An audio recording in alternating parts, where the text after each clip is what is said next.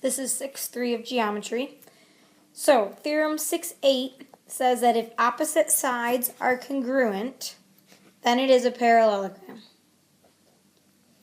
6.9 says if consecutive angles are supplementary, then it is a parallelogram.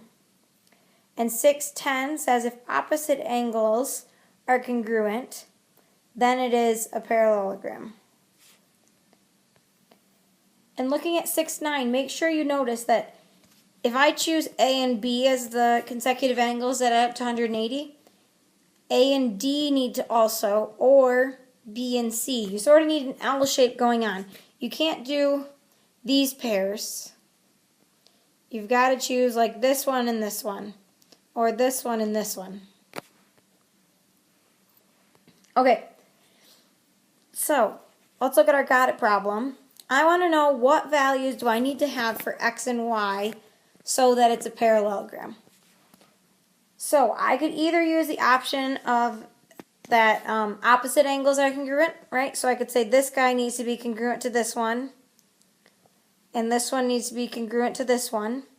Or I can use the consecutive angles thing, which I'm going to try. So I'm going to say these angles need to add up to 180. So 3y minus 2 plus y plus 10, that needs to equal to 180. Okay, and I'll solve for y now because I've got 3y plus y, right? 3y plus y. So that gives me 4y. And negative 2 plus 10 will give me a positive 8, and this equals 180. And I'll solve for y, so I'll subtract 8. So I get 4y equals 172. And when I divide both sides by 4, I get that y is equal to 43. So I solve for the value of y, and then I need to choose one other pair of angles. So I can either take this one and this one, or I can take this one and this one. I'll take that second pair.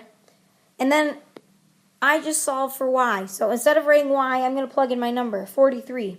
So I know 43 plus 10, that's coming from this stuff, plus 12x plus 7 needs to equal 180. So 43 plus 10, that's 53, plus 7 is 60. So 60 plus 12x equals 180. And I'll subtract 60 from both sides. I get 12x equals 120. Divide both sides by 12. And I get that x equals 10. So this will be a parallelogram when x equals 10 and y equals 43. Okay, here's another theorem, 6.11. It says if the diagonals bisect each other, then it is a parallelogram. And 6.12 says that if one of the pairs is parallel and congruent, right, it's the same pair of sides that are parallel, when opposite sides are parallel and congruent, then it is a parallelogram. So let's quick look at these ones. So in this one, we're given that these sides are 5 and that these are 50 and 130. So if these add up to 180, the converse of the same side interior angles theorem says that these are parallel. And then I can use 6.12 because I have that opposite sides are parallel and congruent. So yes, it is a parallelogram. Okay, this one I'm given that these sides are congruent and these sides are congruent. So this is not a parallelogram because the theorem says that opposite sides need to be congruent. This one needs to be congruent to this one, and this one needs to be congruent to this one. So that is not a parallelogram. Okay, we're given that these are parallel sides and that these guys are congruent. So no, this is not a parallelogram. Because our theorem says that the same pair of sides needs to be parallel and congruent. So, same pair of sides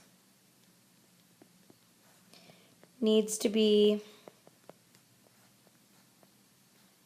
parallel and congruent at the same time. Okay. And we're given that these angles are congruent. That's marked on there.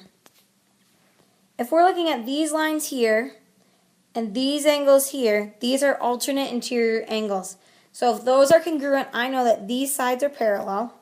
So AN is parallel to LD, and that's by the converse of alternate interior angles. And I know that's congruent, so LN is congruent to LN by reflexive. So then I can say that triangle ALN is congruent to triangle DNL, and that's by angle side angle, ASA. And then finally, I'm allowed to say that AN is congruent to LD by CPCTC, right? Those are matching up parts. And then I can use that last theorem, 612, to say that this is a parallelogram. Because one pair of sides is congruent and parallel.